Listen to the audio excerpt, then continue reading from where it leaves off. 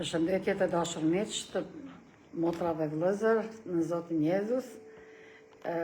Ja jemi së bashku nga Kisha Adventiste ditës 7 dhe jemi gati në përfundim të këtij seriali të madh nga Pastor Stefan Born, Triangle Message. Dhe është tema 24, pra The Harvest of the Earth is Reap, apo korja e tokës është pjekur. Pyetja është se çfarë është vërtet korja e çfarë gruri që është pjekur. Do flasim sot, ju lutem e keni në Facebook dhe në YouTube dhe do jetë mirë që të shpërndani që sa ma të për njerëz të shohin. Pra ju përshëndesim dhe kështu, është koha për lutje. Pra, këtë që jeni, ju lutem e përullim kokën dhe lutemi së bashku. O Zoti i Madh Gjithëpërshtetshëm, faleminderit për fjalën tënde edhe për këtë serial që gati është pas nesh dhe tani këtë temë që kemi përpara, korja është pjekur. E çfarë është korja dhe gruri dhe si është pjekur do na tregon Biblia, fjala jote. Ti o Zot na ndihmo që të kuptojmë mesazhin, porosin, simbolet, domethënien dhe kohën në cilën jetojmë. Bekoj dashët tonë, familjet tona, beko shëndetin, jetën tonë, udhëheqna prina sipas vullnetit tënd. Falenderojmë, të adhurojmë. O atë, o Jezus, ofrime shajt për gjithmonë. Amen, amen, amen. Pra, e kthejmë përshëndetje kështu live, edhe një herë nga unë, pastore Diana Dokanohi, dhe e kthejmë atje që të mund të përcjellin vargjet edhe ndonjë ilustrim i cili na ndihmon shumë që të mund të e kuptojmë edhe më mirë se për çfarë është fjala. Pomja nga zbulesa e lartë, nga zbulesa 14, ju e dini që jemi duke u marrë me zbulesën tani që disa muaj, gati 6 muaj. Mesazhi apo lajmi i tre angjujve i cili përfshinte zbulesa 14, 6 dhe 12, do të paralizoj botën polarizoj botën në 2 grupe, pra do të ndanë në 2 grupe. Ata që ne adhurojnë Perëndin dhe i binden ligjit të tij, është shumë luftë e madhe me ligjin, ju lutem me 10 urdhërimet, është shtetë serioze, dhe ata që adhurojnë bishën dhe nuk i binden ligjit të Perëndis. Pra testi kryesor janë 10 urdhërimet. Vini re se mesazhet shkojnë te çdo kom, fis, gjuhë dhe popull për t'i mbledhur ata me anë të Perëndis dhe ata që i ngurcojnë të tjerët me anë të satanait, shejtanit, djallit, dreqit. Pranimi ose refuzimi i tyre është çështje jete apo vdekje. Nuk është çështje nëse pranoj mirë, nëse se pranoj, s'ka lidhje, si do qoftë, si botë, situata dhe puna do veproj. Jo, është, si që thot ajo e Shakespeare, to be or not to be, the question is now. Të drejtët apo besimtarët kanë vulljen e Perëndis dhe të ligët apo jo besimtarët kanë damkën e bishës dhe këto janë 2 grupe dhe nuk ka grup të tretë, diku grup të mesëm. Të drejtët përshkruhen si korja dhe të ligët si rushi. Pra, korja e cila miret në hambar dhe rushi i cili shkelet. Janë 2 simbole. Këto mesazhe do të shoqërohen nga fuqia e pakufizuar e shiut të vëndshëm apo frymës së shajt, sepse shiu i fundit në Izrael piqet gruri për korje. Pra, pagzimi me frymën e shajt, pagzimi fuqishëm me frymën e shajt. Pasi gjykimi të ketë mbaruar dhe të gjithë njerëzit të janë ndarë në 2 grupe, koha e provës do të mbyllë dhe satanai do të ketë nën kontroll të plot ata që më në fund nuk pendohen. Pra, ata që pendohen dhe nuk pendohen. Ligji i fjalë përfshirshëm dhe shpirtëror i shpjeguar. Pra, në lidhje me 10 urdhërimet, ai do të jetë çdo gjë e qartë, ose i bindem ose jo. Zgjedhje të tretë nuk ka. Të drejtit mbledhen në Jerusalemin shpirtëror mbarbet botror, zbulesa 14:1-5, dhe të ligët Babilonia mblidhen në shtypjen shpirtërore mbarbotore të zemrimit të Perëndis. Pra, 2 grupe. Populli i Perëndis përshkruhet si i mbledhur në Jerusalem, frymor apo shpirtërisht, edhe pse janë në tokë, qytetëria atyre është në qiell. Të ligët nga ana tjetër përshkruhen si ata që banojnë në tokë dhe interesat e tyre janë të përqendruara në tokë. Jezusi ka thonë, ku e kemi pasurinë, kemi edhe zemrën. Ligji i fjalës së drejtë dhe shpirtërore i shpjeguar. Drita e mirëfirt simbolizon drejtsinë, lakuriqia e mirëfill simbolizon pa drejtsinë, pra jemi lakuriq, nuk e kemi drejtsinë e Jezusit. Ashtu si në kopshtin e Edenit, Adami dhe Eva ishin lakuriq dhe derisa nuk gabuan, kur bën kat, atëherë dikush tjetër, pra Jezusi i veshi me rrobat. Ne veshim rrobat simbolike të drejtësisë së Krishtit, tani ne do të vishemi rrobën e mirëfillt të dritës më vonë. Dhe ju e dini që ai i cili ja shkeli kokën gjarprit, e preu qengjin dhe i veshi njerëz të parë, Adamin dhe Even, që pasi gabuan, ata e kuptuan që janë lakuriq, sepse mëkati na zhvesh lakuriq dhe na bën që të jemi pra ashtu se si nuk duhet. Mesia i vajosur e bëri këtë punë të madhe, të mrekullueshme që askush tjetër nuk mund ta bënte. E falenderojmë, adhurojmë që ka korr fitore në jetën dhe ringjalljen e tij. Kurse Galatasve kapitulli 3 vargu 26-27 thot: të mbuluar në mënyrë shpirtërore apo frymore, sepse të gjithë ju jeni bijtë të Perëndis nëpërmjet besimit në Krishtin Jezus. Sepse të gjithë ju u pagzuat në Krishtin keni veshur. Pra të gjithë që pagzohem në Jezu Krishtin, Jezusin e veshim, rrobat e drejtësisë së tij, jo drejtësisë tonë njerëzore. Kurse tek Romakët kapitulli 13 vargu 14 thot: të veshur frymërisht, shpirtërisht, por vishuni me Jezu Krishtin, Zotin Jezu Krisht, dhe mos u kujdesni për mishin, për të përmbushur epshet e tij. Natyra frymore lufton në mes të asaj frymore dhe fizikës, pra lakmit, krenaria, egoizmi e kështu me radhë.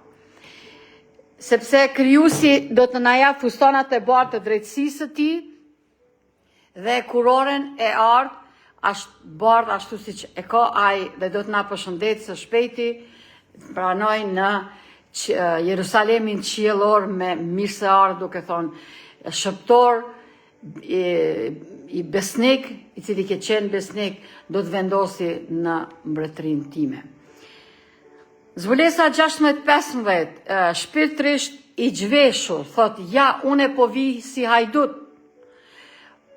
I lumtur është ai që rri zgjuar dhe ruan rrobat e tij, që të mos ecë lakuriq dhe të mos duket turpi i tij.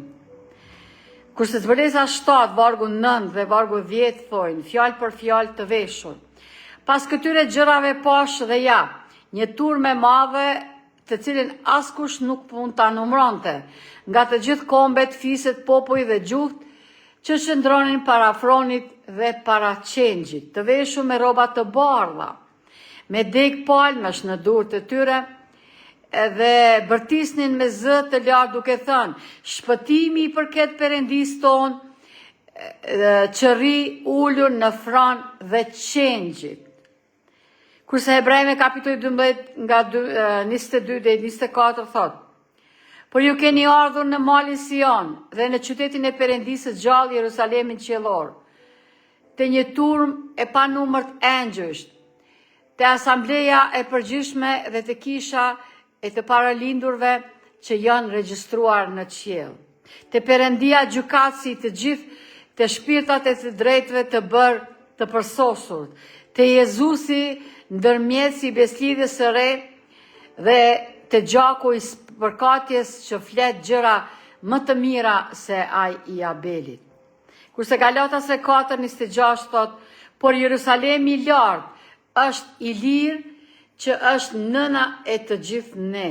Pra, Jerusalem, qytet i paqes.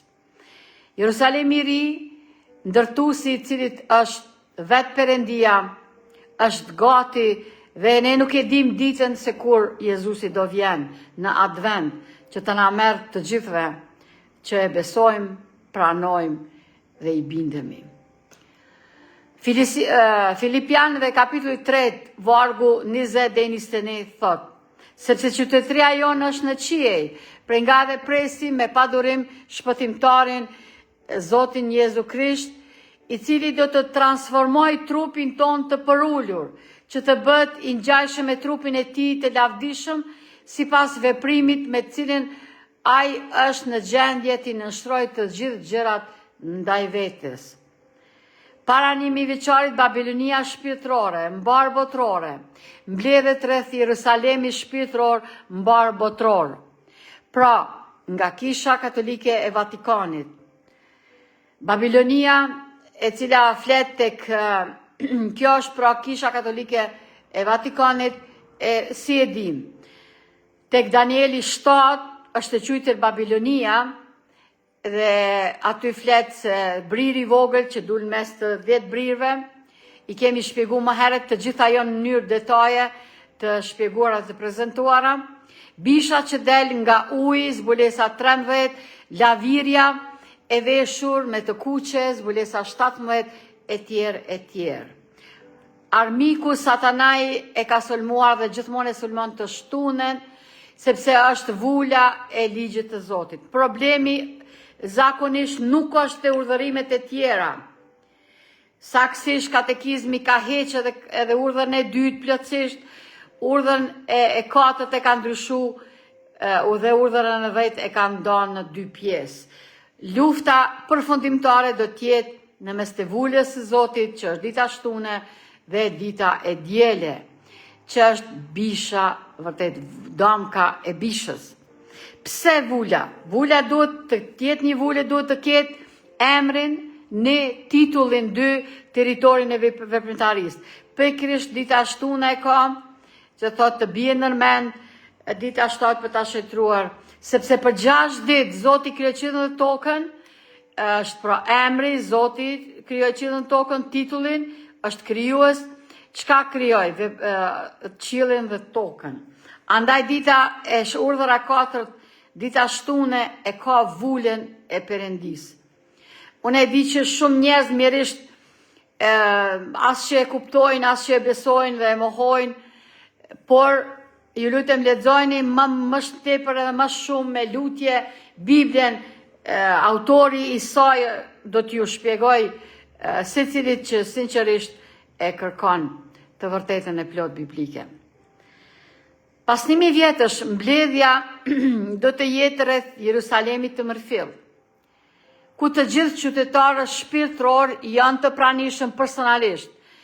Të ligj, të likt do të vinë në këtë vend nga të gjithë anët e tokës, thot zbulesa 27:9, kurse zbulesa 14:14 gjykimi të drejtëve përfundon.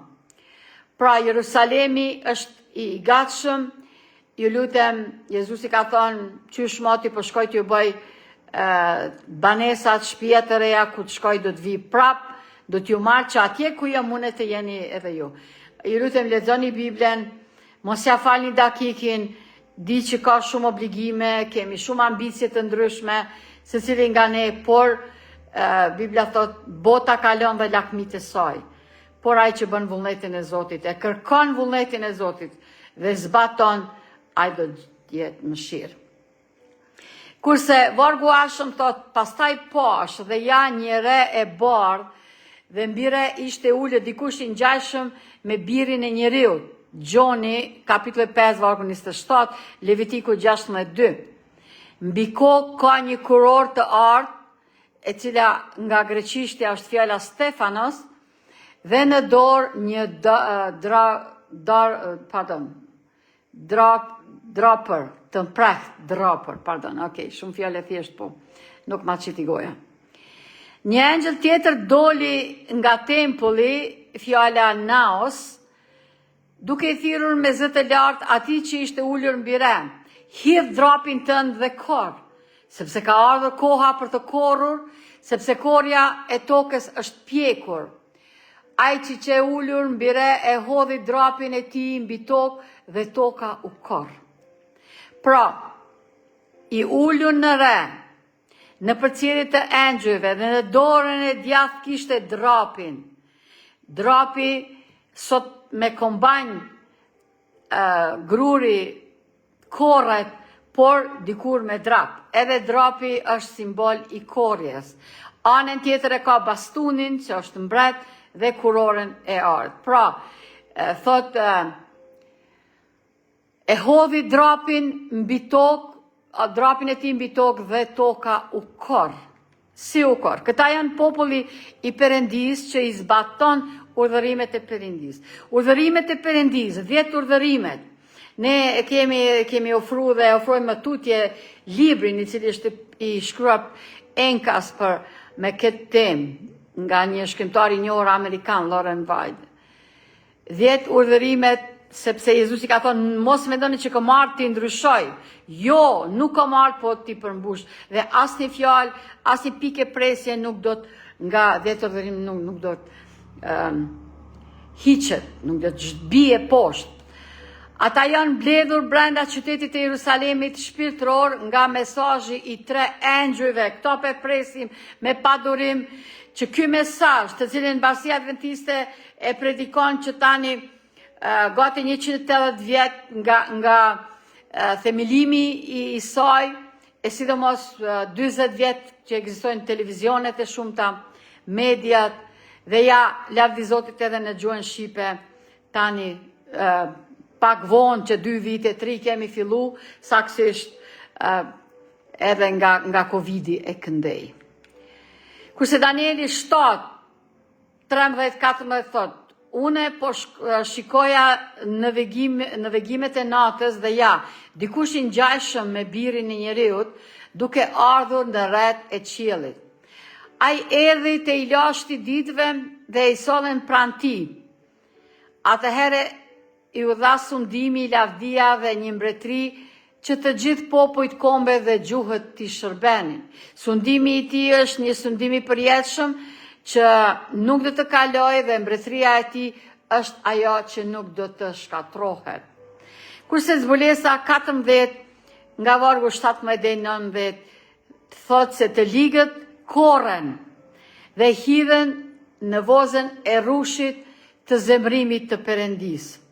Dhe lexojmë nga vargu zbulesa 14 nga vargu 14 I cili thot: pastaj pash një re të bardhë dhe ja mbi re po rrinte I ulur një I ngjashëm me një bir njeriu, është Zoti jon, Zoti Jezus, I cili kishte mbi krye një kuror të artë dhe në dorë një drap të mbrehtë. Atëherë ai që ulej mbi re e lëshoi drapin e tij dhe toka u korr. Zbulesa 14-16. Dhe vazhdon, pastaj një engjëll tjetër doli, njëjti kapitull, pra kapitulli 14, nga tempulli, I cili fjala Naos, vendi shumë I shejt, që thotë të zbulesa 19, 19, 15 dhe 8, që është në qiell, duke mbajtur edhe ai një drap të mprehtë, dhe një engjëll tjetër doli nga altari që kishte pushtet mbi zjarin, sepse armiqtë e popullit të Perëndis do të dëshkohen me zjarr dhe shufur. Kjo është hedhja e Temjanicës te zbulesa 8:5 dhe Ezekieli 10:1. I thiri me zë të lartë ati që kishte drapin e mprekt, duke thënë, shtyp drapin të mprekt dhe mblidh vilet e hardhis së tokës, sepse rushi i saj është plotësisht i pjekur. Kështu angjëlli futi drapin e tij në tokë dhe mblodhi hardhin e tokës dhe e hodhi në vazën e madhe të rushit të zemrimit të Perëndis, vini re se ata po adhurojnë bishën dhe figurën e saj dhe marrin damkën që do të vuajnë zemrimin e Perëndis sipas angjëllit të 3 mesazhit. Perspektiva e Joelit, profetit Joel. Çfarë thot Joeli? Lexojmë te Joeli, është teksti pak më i gjatë nga vargu i 9 deri te vargu i 20, edhe çfarë thot Joeli? Shpallni këtë midis kombeve, përgatituni për luftë, zgjohuni të fuqishmit, le të afrohen të gjithë luftëtarët, le të vinë lart. Farkatori plugjet tuaja me shpata dhe kresitjet tuaja me ushta. Le të thot t'i dopti, unë jam i fort, mblidhni dhe ejani të gjithë kombet, mblidhuni përreth, bëjni të fuqishëm tuaj të zbresin atje poshtë o Zot. Le të zgjohet në kombet dhe të vinë lartë në loginin e Jozafatit. Në zbules kjo login është universale, sepse na thuhet se tër toka është e përfshirë. Sepse atje do ulen për të gjykuar të gjithë kombet përreth. Vendosni drapin sepse korja është pjekur, ejani zbritni sepse shtrydhësja e rushit është plot, kazanët derdhen sepse ligësia e tyre është e madhe. Turma në loginën e vendimit, sepse dita e Zotit është afër në loginën e vendimit. Dielli dhe hëna do të rrësohen dhe yjet do të zbresin shkëlqimin e tyre. Zoti do të xhëmojë nga Sioni dhe do të lëshojë zërin e tij nga Jerusalemi. Qiejt dhe toka do të dridhen, por Zoti do të jetë një strehë për popullin e tij dhe forca e bijeve të Izraelit. Kështu do të dini se unë jam Zoti Perëndia juaj që banon në Sion. Malin tim të shenjtë, atëherë Jerusalemi do të jetë i shenjtë dhe asnjë huaj nuk do të kalojë nëpër të. Atë ditë do të ndodhë që malet do të pikojnë verë të re, kodrat do të rjedhin qumsht dhe të gjithë përrinjt e Judës do të mbushen me ujë. Një burim do të rjedh nga shtëpia e Zotit dhe do të ujit luginën e Akacis. Egjipti do të bëhet shkretir dhe Edomi një shkretir e shkret, për shkak të dhunës kundër popullit të Judës, sepse kanë derdhur gjak të pafajshëm në tokën e tyre. Por Juda do të mbetet përgjithmonë dhe Jerusalemi brez pas brezi, thot Joeli. Shtypjesja e rushit janë jashtë qytetit. Pra, qyteti i të shpëtuarve është Jerusalemi i ri, me plot ari, me gurë të çmuar, rrugë të prajëntarit dhe gurë diamant, krezolit, e kështu me radhë, thot. Pyetja është, cili është qyteti dhe kush hipen mbi kuajt që shkelin shtrydhësën e rushit? Pra në mënyrë simbolike. Zbulesa 14:20 thot, dhe shtypësja e rushit u shkel jashtë qytetit dhe gjaku doli nga shtrydhësja e rushit deri te frerët e kuajve për 1600 stade. Perspektiva e zbulesës 19, nga vargu 19 deri te vargu 16 dhe nga vargu 19 deri te 21, zbulesa 19 flet për bashkimin e trefisht, Bisha, profeti i Rem dhe mbretërit. Pra, këta janë kundër Zotit dhe kundër atyre që i mbajnë vetë urdhërimet dhe kanë besimin. Pra, Bisha, profeti i Rem dhe mbretërit, i kemi shpjeguar më herët, ju lutem, i keni të gjitha në temat e parapraka në YouTube të Bashkia Adventiste. Pra, kalorsi i cili është në kali të bardhë, Zbulesa 19 dhe 16 dhe 19 dhe 21 thot kështu. Tani pash qiellin të hapur dhe janë një kal i bardhë, dhe ai që kaleron të quaj besnik dhe i vërtet dhe me drejtësi ai gjykon dhe bën luftë Armagedon, për cilën është folë shumë. Sytë e tij ishin si flak zjarri dhe mbi kokën e tij kishte shumë kurora, diadema, kishte një emër të shkruar që askush nuk e dinte përveç tij. Ishte veshur me një robe të ngjyrosur me gjak, siç thot Isaia 6:1-4, dhe emri i tij quhet Fjala e Perëndis. Logosi pra. Dhe ushtrimat në qiej të veshura me li të hollë, të bardha dhe të pastër, e ndiqnin mbi kuaj të bardhë. Tani e dim se kush po hipte mbi kuajt e bardhë tek Zbulesa 14:20. Tani nga goja e tij dilte një shpatë e mprehtë që me të godiste kombet. Ai vetë do të sëndoj me një sufër hekuri, ai vetë shkel vozën e verës së egërsis dhe të zemrimit të Perëndis të plotfuqishëm, e njëjta si në mesazhin e engjëllit të tretë dhe gjithashtu në Zbulesën 14:20. Këto të gjithë fragmente shpjegojnë njëra tjetrën. Dhe ai kishte mbi rroben e tij dhe mbi kofshën e tij një emër të shkruar: Mbreti i mbretërve dhe Zoti i zotrave. Dhe pash bishën mbretërit e dheut dhe ushtrit e tyre, të mbledhura për të bërë luftë kundër atij që rrinte mbi kal dhe kundër ushtrisë së tij. Shpjegoni skenën në breg të detit të kuq, dhe lufta kundër popullit të Perëndis është lufta kundër Perëndis. Pra ju kujtohet se në deti i kuq të kohën e Mojsiut, kur faraoni dhe ushtria e tij, pra pasi që populli i Zotit kaloi pa një therr në këmbë, siç thot populli, pa një të keqe, kur hyri pas tyre që i përndjekje ushtria egjiptaste, faraoni, saksisht generalët e tij dhe ushtarët, deti u kthyi dhe ata të gjithë u përmbysën. Atëherë bisha u kap, dhe bashkë me të profeti i Rem, që bëri shenja në prani të saj. Kjo është shumë e rëndësishme të kuptojmë se kush është profeti i Rem. Kemi shumë profet të Rem.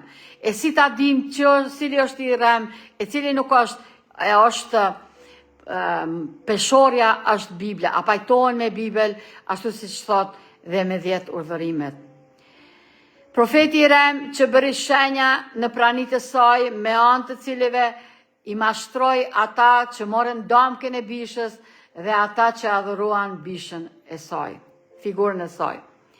Këta të dy u hodhen të gjallë në liçenin e zjarrit që digje me shufër, pikërisht përshkrimi i shpallur në mesazhin e engjëllit të tretë, dhe të tjerët u vranë me shpatën që dilte nga goja e tij, që rrinte mbi kalin, dhe të gjithë zogjt u ngopen me mishin e tyre. Pra, do të bjen flaka dhe do të përvi armikun dhe të gjithë shejtanin, satanajin, demont e tij, por edhe mira miliona njerëz që nuk e kanë marrë vullën e Zotit, por domkën e armikut. Të tjerët do të thojnë shkëmbive, bini mos ta shohim fytyrën atij që po vjen, i kemi ditë gjënat se s'kemi dashur ta pranojmë, e tani është tepër vonë, dhe thot bini mbi ne. Pra, kjo është ajo çka do të ndodhë mjerisht. Kurse Isaia 63 nga vargu 1 deri te vargu 4 thot: Kush është ky që vjen nga Edomi, me rroba të lyera nga bastuni? Ky është i lavdishëm në veshjen e tij, që u thon në madhështinë e forcës së tij. Unë që flas me drejtësi, i plotfuqishëm për të shpëtuar, sepse veshja jote është e kuqe dhe rrobat e tua si ato që shkelin në shtypsën e rushit. Une kam shkelur shtypsën e rushit vetëm dhe nga popujt askush nuk ishte me mua në Jerusalem në ardhjen e tij të parë. Sepse i kam shkelur në zemrimin tim dhe i kam shkelur në tërbimin tim. Gjaku i tyre është përkatur mbi rrobat e mia dhe kam njollosur të gjitha rrobat e mia, sepse dita e hakmarrjes është në zemrën time dhe viti të shpenguarve të mi ka ardhur. Më në fund, armiku do e merr pagën e tij, e cila ka zgjat atë gjatë nga kopshti e Edenit tek Adami dhe Eva dhe deri në gjeneratën e fundit që besojmë që jemi ne. Kjo vendodhje gjeografike nuk mund të jetë e mirëfill sepse Jezusi e shkeli shtypsën e verës vetëm në Borah ose në Edom, por në Jerusalem. Përveç kësaj, Jezusi e shkeli shtypsën e verës për të gjithë botën. Bozrah ishte famkeq për rrobat e tij të lyer me rushin e tij dhe Edomi do të thot i kuq. Pra, këtu kemi të bëjmë me një vend simbolik, kështu që 1600 stade jashtë qytetit ku Jezusi shkelte shtypsën e verës duhet të jenë gjithashtu simbolike dhe mbar botrore. Mesazhi i tre engjëjve shkon në çdo kom, fiz, gjuhë dhe popull për të mbledhur fëmijët besnik të Perëndis në kampin e Perëndis. Tre frymat e liga, si bretkocat, shkojnë të mbretërit e tokës dhe të gjithë botës për të mbledhur ata në kampin e Satanait. Kurse mbledhja e mesazhit të tre engjëjve është globale, atëherë qyteti dhe shtrydhësja e verës duhet të janë gjithashtu globale. Jezusi do të vjen dhe çdo sy do ta sheh. Engjëjt që janë përreth, engjëjt tjerë që do të shkojnë ta bëjnë bashkimin familjar të gjithë atyre që kanë pranuar që ti merr në qiell. Nëse lugina e Zafatit është e gjithë toka, ku është shtypsja e verës? Atëherë edhe Jerusalemi duhet të jetë mbar botror. Dhe Jeremia 25, nga vargu 30 dhe 38 lexojmë. Prandaj profetizo kundër tyre të gjithë këto fjalë dhe u thuaj atyre, Zoti do vërbulloj që në fillim dhe do të lëshoj zërin e tij, nga banesa e tij e shejt. Do të vërbullojnë me forcë kundër vathës së tij, do të lëshoj një britmë, si ata që shtypin rushin kundër të gjithë banorëve të tokës. Një zhurmë do të arrijë deri në skajet e tokës, sepse Perëndia ka një mosmarrveshje me kombet. Ai do të mbrojë çështjen e tij në çdo mish. Ai do të dorëzoj të ligët shpatës, thot Zoti. Kështu thot Zoti, ushtrive ja fatkeqësia do të kaloj nga një komb në tjetër dhe nga një stuhi e madhe do të ngrihet nga skajet më të larta të tokës. Atë ditë të vrarët e Zotit do të janë nga njëri skaj i tokës të tjetri. Ata nuk do të vajtohen, as nuk do të mblidhen, as nuk do të vorrosen. Ata do të bënë beturina mbi tokë. Vajtoni o barin dhe bërtasni, rukullitni me hi o krerë të kopes, sepse ditët e masakrës suaj dhe të shpërndarjes suaj janë plotësuar. Ju do të bini si një enë e çmuar. Dhe barit nuk do të kenë rrugë për të ikur, as krerë të kopes për të shpëtuar.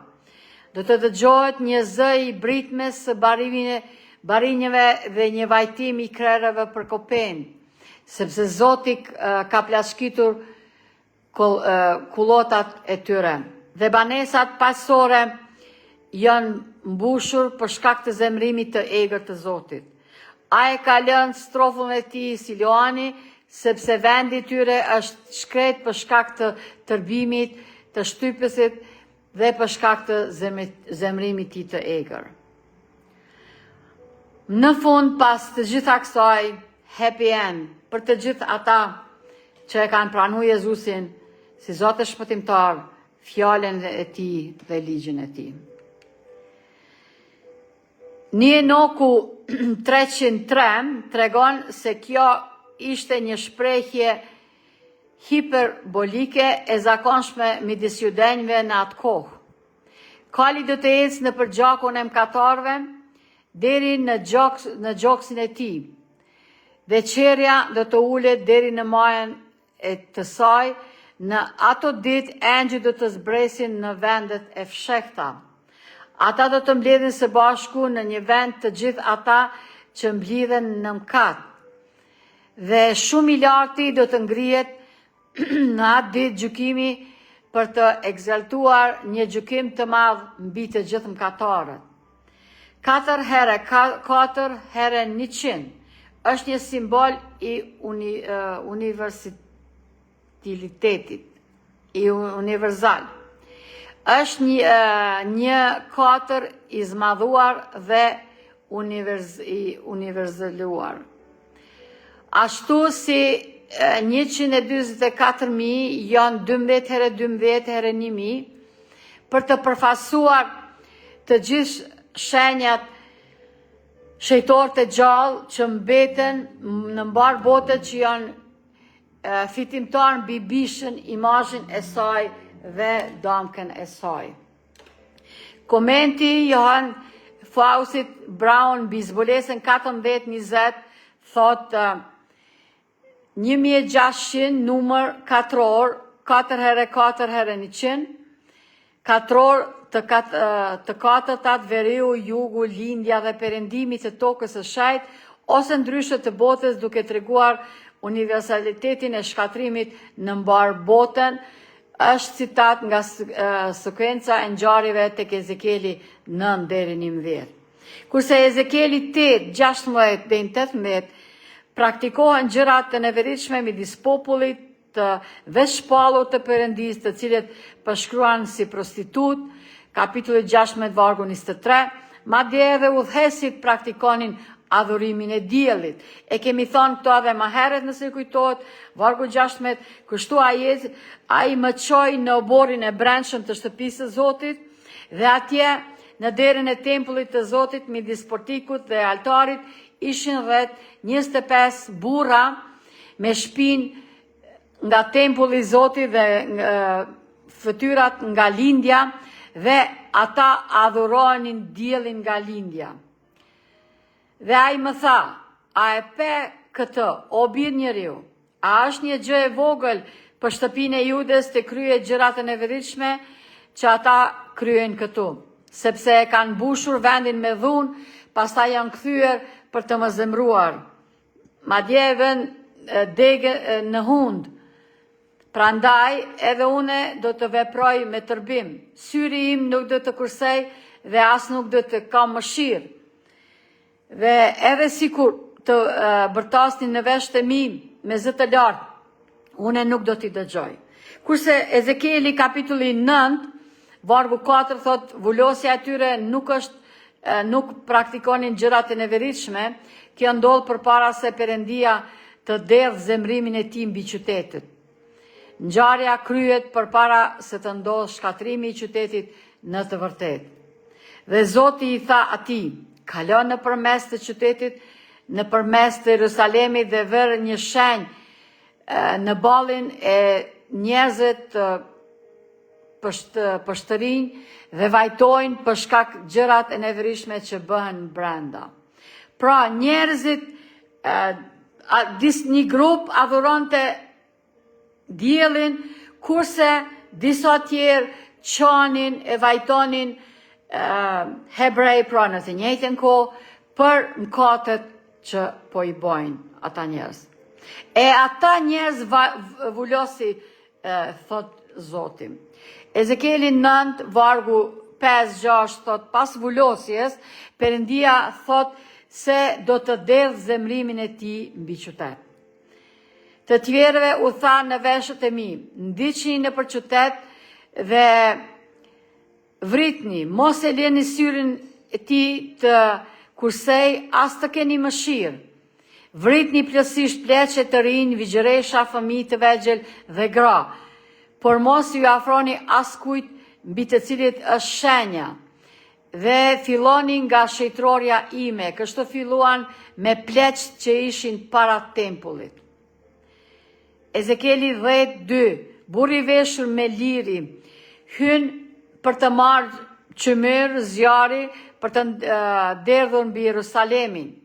Këtë qymyr merr nga altari i Tamjanit, ku pranohen lutjet e atyre që pshërin dhe qajnë. Tani Tamjanica do të hidhet poshtë, do me thonë lutjet e shejtrore nuk do të pranohen më në shejtrore, sepse koha e mëshirës ka kalu. Zbulesa 8:5. Dhe do të ketë bubullima, vetvetima, tërmete dhe zëra të plagës së 7, zbulesa 16, 17, 18. Pastaj i foli burrit të veshur me li dhe i tha, hyr midis rrotëve nën kerubin, mbush duart me qymyr zjarri nga kerubimet dhe shpërndaj mbi qytet. Dhe ai hyri ndërsa unë e shikoja. Kurse Ezekieli 10:3-5 thot, tempulli është i mbushur me lavdinë e Perëndis dhe dëgohet zëri i plot fuqishmit duke thënë, duke folur, mbretërit kerubimet qëndronin në anën jugore të tempullit, kur burri hyri dhe reja mbushi oborin e brendshëm. Lavdia e Zotit u ngrit nga kerubimi dhe u ndal mbi pragun e tempullit dhe shtëpia u mbush me re. Dhe obori u mbush me shkëlqimin e lavdisë së Zotit, zhurma e krahëve të kerubimeve u dëgjua edhe në oborin e jashtëm si zëri i Perëndisë plotfuqishëm kur flet. Kurse Ezekieli 10:7, burri i veshur me li del me qymyrin e altarit për të hedhur mbi qytet. Dhe kerubini e shtreu dorën nga mesi kerubimeve drejt zjarit që ishte midis kerubimeve. Mori pak prej saj dhe e vuri në duart e njeriut të veshur me li, i cili e mori dhe doli. Kurse Ezekieli kapitulli 10, vargu 18-19 thot, lavdia e Perëndis largohet nga tempulli dhe tani zemrimi i Perëndis do të derdhet mbi qytetin. Pastaj lavdia e Zotit u largua nga pragu i tempullit dhe qëndroi mbi kerubimet. Dhe kerubimet ngritën krahët e tyre dhe i ngritën nga toka para syve të mi, 4 engjëjt pushojnë së mbajtur i 4 erat e konfliktit dhe tani e braktisin qytetin. Kur dolen, rrotat ishin pranë tyre, dhe ata qëndruan në derën e portës lindore të shtëpisë së Zotit. Ata janë gati të largohen nga tempulli dhe lavdia Perëndisë e Izraelit ishte mbi ta. Kurse Ezekieli 11:8-10 thot, Perëndia premton një ndëshkim me shpatë mbi udhëheqësit fetar. Këta janë të njëjtit, ata 25 burra që udhëhoqën adhurimin e diellit, siç është vargu 1-3.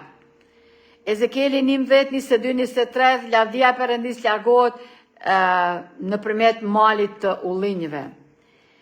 E gjithë kjo skenë u përsërit me Jezusin te Mateu. Ai erdhi në tempullin e tij dhe predikoi për herë të fundit dhe tha se shtëpia e tyre do të mbetet e shkret. Ai u largua nga shtëpia dhe pastaj foli për shkatrimin e tempullit dhe qytetin në malin e ullinjve, në linjët e Jerusalemit, dhe këta ishin populli i tij i shpallur. Dhe kurse tek Ezekieli 11:8-10 thot, ju keni frikë nga shpata dhe une po ju sjell një shpatë mbi ju, thot Zoti Perëndi. Dhe unë do të nxjerr nga mesi juaj, do t'ju dorëzoj në duart e të huajve dhe do të zbatoj gjykimin mbi ju. Ju do të bini nga shpata. Unë do t'ju gjykoj në kufirin e Izraelit. Atëherë do të dini se unë jam Zoti. Një paralele nga ditët e Noeut dhe periudha të tjera. Të drejtit ishin mbledhur tashmë në ark përpara se të derdhej zemrimi i Perëndis në përmbytje. Në kohën e Sodomes, dera u mbyll përpara se të derdhej zemrimi i Perëndis. Apo jo, gjithmonë Zoti e tërheq vërejtjen, jep kohë për pendim, nëse nuk realizohet ajo, atëherë vjen dëshkimi. Mbyllja e provës për kombin hebre përfundoi në vitin 34. Ju lutem, kjo është shumë e rëndësishme, sepse shumë besimtarë akoma pretendojnë se ata janë populli i zgjedhur akoma. Jo, nga viti 34, kur ka përfunduar mëshira me kryqëzimin e Jezusit, mandej edhe Stefanit, Ungjilli ka filluar të predikohet lajmimi të gjitha kombëve kombësive. Falenderojmë Zotin që ajo na ka rahise edhe neve. Përkundrejt ne nuk ishim ditë për Ungjill. Por ekzekutimi i zemrimit të Perëndis nuk u dor deri në vitin 70. Ja, edhe 36 vite Zoti jepi mëshirë. Por ajo nuk vleu, shumë pak vleu për hebrejnë. Gjithashtu, mbani mend ardhin e hajdutit dhe dy fazat e saj. Faza e parë është kur hajduti hyn në shtëpi. Faza e dytë është kur pronari i shtëpisë zgjohet dhe zbulon hajdutin në shtëpi. Kurse zbulesa 22 dhe deri në 14 dhe rënditja e ngjarjeve, një mesazh vjen nga libri, bëhet një deklaratë dhe pastaj vjen Jezusi. Dhe ringjallja e të vdekurve, bashkimi familjar, ringjallja e parë që do të miren pra në qiell. Dhe ai më tha, mos i vulos fjalët e profecisë të këtij libri, sepse koha është afër. Ai që është i padrejt, le të jetë akoma i padrejt. Tani koha e mëshirës ka përfundu. Ai që është i padrejt, le të jetë akoma i padrejt. Ai që është i ndyrë, le të jetë akoma i ndyrë. Kush është i drejt, le të jetë akoma i drejt. Kush është i shejt, le të jetë akoma i shejt. Biblia është shumë e qartë dhe shumë decisive dhe shumë drejt për drejt. Kurse vargu 12 thot, dhe ja unë e vi te dera, ja unë e vi shpejt dhe shpërblimi im është me mua, për të dhënë gjithë secilit sipas veprës së tij. Unë jam alfa dhe omega, fillimi dhe mbarimi i pari dhe i fundit. Zakaria 14, 12, 13 thot, dhe kjo do të jetë plaga me cilën Zoti do të godas të gjithë njerëzit që luftuan kundër Jerusalemit. Mishi tyre do të tretet në zgavrat e tyre dhe gjuhët e tyre do të treten në gojen e tyre. Atë ditë do të ndodhë që një panik i madh nga Zoti do të jetë midis tyre. Secili do të kap dorën e fëmijët të tij dhe do të ngri dorën kundër dorës së fëmijët të tij. Plaga është kundër atyre që luftuan kundër Jerusalemit. Kur Perëndia dërgoi plagët mbi egjiptianët, populli i tij, Izraeli pra, ishte i sigurt në tokën e Geshenit dhe nuk u prek nga asnjë prej tyre. Kur kanë ra ato 10 plagat, ju kujtohet, asnjë nuk ka ra në familjen izraelite, por vetëm te egjiptasit, sepse izraelit ju binshin asaj se çfarë Zoti thoshte përmes Mojsiut dhe andaj ata shpëtonin dhe nuk i gjeti asnjë e keqe. Gjithashtu kur izraelit ishin në detin e Kuq dhe menduan se do të shfarosen nga faraoni dhe ushtrit e tij. Perëndia kishte reja mbrojtëse mbi ta dhe i mundsoi të kalonin në tokë të tharë. Ata panë, ndërsa Perëndia nuk i mbante më ujrat e detit të Kuq dhe panë shkatrimin e egjiptianëve. Izraelitët ishin të sigurt në kujdesin e Perëndis dhe u gëzuan duke kënduar dhe duke lavduar Perëndinë e tyre. Aleluja! Zoti është gjithmonë fitimtar dhe të gjitha ata që rendisen, i binden atë fjalës së tij dhe ligjit së tij. Kjo përvojë në buzë të detit të Kuq ishte një demonstrim se si betejë ishte kundër Perëndis në personin e popullit të tij. Plagët do të vinë gjatë kohës së të lashëve, big trouble, siç thot, do të derdhen sepse armiku dëshiron të vras popullin e Perëndis. Lufta nuk është për naft, për etni, për bindje politike.